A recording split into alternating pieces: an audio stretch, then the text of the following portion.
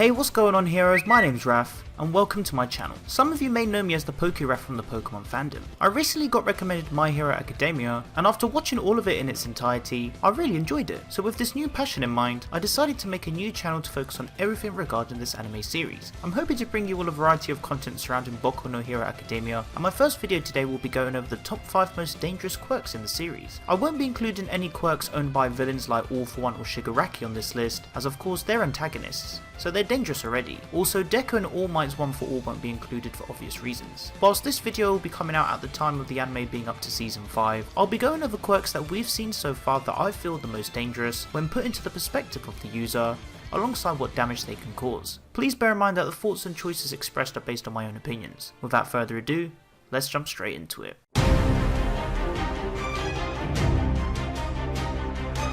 The third season of the anime was where we got introduced to the big three, UA's strongest third year students. Out of the trio, I would say Amajiki is the strongest and most dangerous, thanks to his quirk Manifest. I was very close to putting Miria's Permission quirk on this list in replacement, but I feel that Manifest is much more lethal due to its power. The quirk allows Amajiki to manifest the physical characteristics of anything that he eats. This can be most commonly seen when he transforms his fingers into octopus tentacles after eating octopus balls.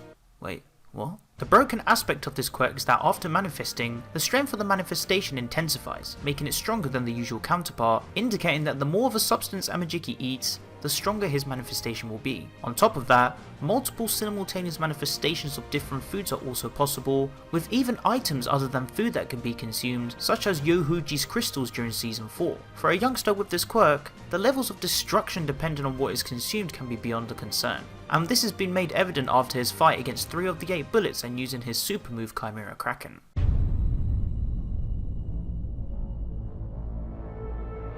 Endeavor's Hellflame was very close to being on this list, but I think that his son Shoto has proven himself to be more of a dangerous threat. As shown from UA Sports Festival arc, Todoroki has revealed what a powerhouse he is when using both sides. The half cold half hot quirk allows Shoto to generate ice, frost and cold from his right side of his body, and fire, flames and heat from the left. This grants Todoroki 2 powerful separate methods of combat that he can use regardless of the other. The thing about this quirk is that both fire and ice are elements that are not to be messed with. Both having the ability to incinerate and freeze, this grants Shoto a massive advantage, being able to manipulate them at his will. Having the power to create flames and huge amounts of ice, these both are dangerous to have control over under one head and body. Shown in the joint training arc, using a super move known as Wall of Flames, and even after the time of obtaining his provisional hero license using Flash Freeze Heatwave, Shoto's quirk has developed and executed an insane amount of power. The size of shards and flames he can create are almost on par with the size of buildings, and for a young hero like him who has a hybrid of both these powers, he could be classed as one of the biggest threats amongst the Class 1A heroes.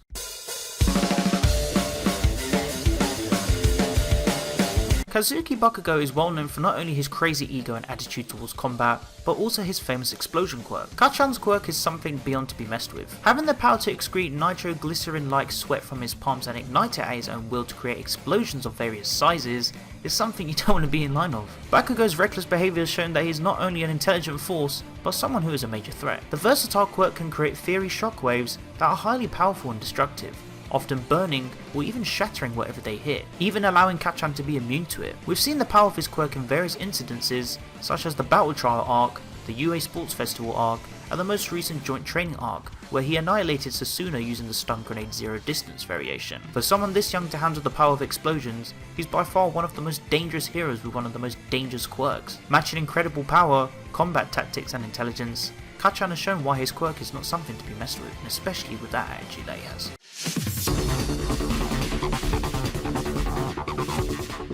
They say our shadow always follows us, but what about if you have a shadowy monster living inside of you? Tokoyami's quirk Dark Shadow grants him a shadowy monster-like being formed within his body that he can materialize and dematerialize at his own will. This quirk essentially is like having a personal guardian for Tokoyami, protecting him that follows all of his master's commands. Having the power to change shape with incredible speed and power is already dangerous, as proven in the UA Sports Festival arc. But the real danger from this quirk is shown at night, as this quirk becomes so powerful, it then becomes unruly and potentially impossible to control. Now I know what you're thinking, how is this more dangerous than Explosion and Half Hot, seeing as these quirks are capable of creating a light to reduce Dark Shadow's power? Well, what if they're not around? As shown in the Forest Training Camp arc, Dark Shadow took over Tokoyami and destructively damaged the forest when chasing Deku and Shoji. If quirks like Explosion and Half Hot aren't around, it is almost going to be impossible to stop this quirk. Heck, even when it's pure daylight, super moves like covert black arm ops and piercing twilight claws are just as dangerous when Tokoyami is synced with Black Abyss.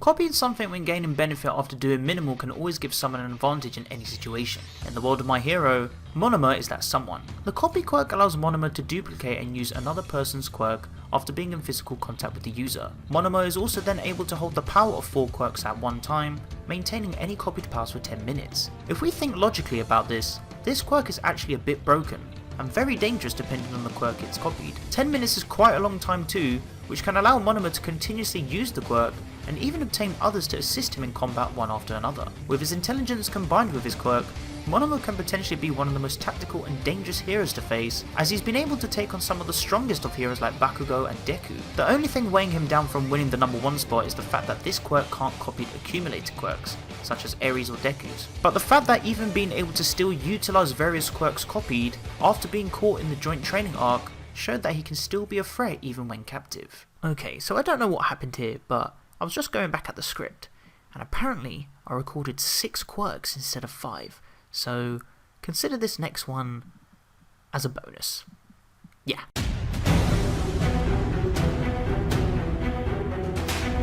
Controlling something at your own will is pleasing, but having the power to do this at the tip of speech is something that could be life-changing. Hitoshi Shinzo is who I believe has one of the most dangerous quirks in the whole series, this being Brainwashing. Brainwashing grants Shinzo the power to put his target in a state where they are forced to obey all of his commands. In order to activate this quirk, he needs his target to verbally respond to something he says. For example, we've seen this when Deku asked him a question and then instantly became under his control. By simply responding to the question, this allows Shinzo to wield one of the most powerful quirks to exist. As seen from his fight with Deku, no matter how strong he was able to command Deku to leave the stadium without even putting a finger on him. Not only this, but Shinzo can also command more than one person under his control. Shown from episode 91, Shinzo now has the power to brainwash people by using his mask and artificial vocal cords. This grants Shinzo the power to modify his vocal tone to imitate the voice of others, making it capable of him deceiving his enemies so that they respond and subject themselves to the brainwashing directly. An example of this was the battle against Shishida in the joint training arc. Also, having a razor teach him how to use binding cloths gives Shinzo combat versatility, and that combined with his quirk can be quite the challenge as seen.